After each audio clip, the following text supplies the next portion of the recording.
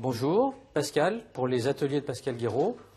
On va réaliser une recette très classique avec quelques astuces, vous verrez. Les îles flottantes, produits simples, le lait, les jaunes d'œufs, le sucre, les blancs d'œufs que l'on a séparés des jaunes pour monter nos petites îles et un petit peu de sucre pour mettre dans les blancs d'œufs. Alors on va blanchir nos 4 jaunes d'œufs avec 50 g de sucre et 250 g de lait pour faire la crème anglaise. Alors on mélange le sucre avec les jaunes et on n'hésite pas à bien fouetter pour blanchir les jaunes d'œufs et faire fondre le sucre. Plus le mélange sera homogène, plus la crème anglaise sera liée avec un sucre qui est déjà fondu au départ.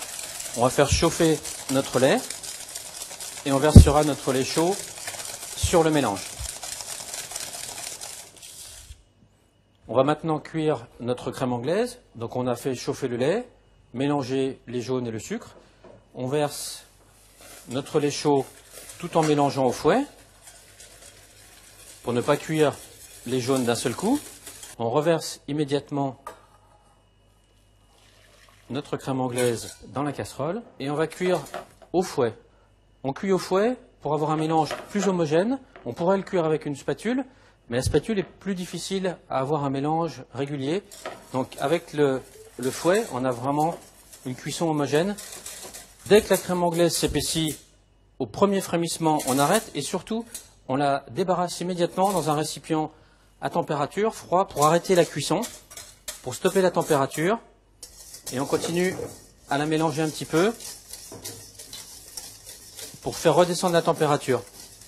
Voilà. Alors elle est un petit peu plus mousseuse quand on la fait cuire comme ça au fouet, mais les bulles vont disparaître au refroidissement et on aura une belle crème anglaise bien onctueuse. On a donc monté nos blancs d'œufs avec une pointe de sucre pour les raffermir.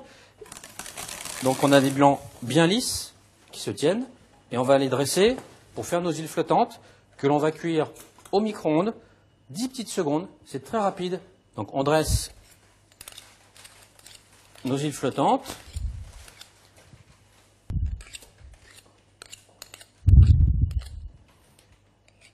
On va les cuire très rapidement, 10 petites secondes au micro-ondes, voilà. Et nos blancs sont cuits, chauds, fermes et ne bougeront plus du tout maintenant. On va donc maintenant dresser notre île flottante, la crème anglaise, le fond de crème anglaise dans notre petit récipient, les blancs d'œufs qui ont refroidi, qui sont maintenant bien fermes, et pour changer, un petit peu de noix de coco caramélisée pour remplacer le caramel, pour ne pas rajouter trop de sucre.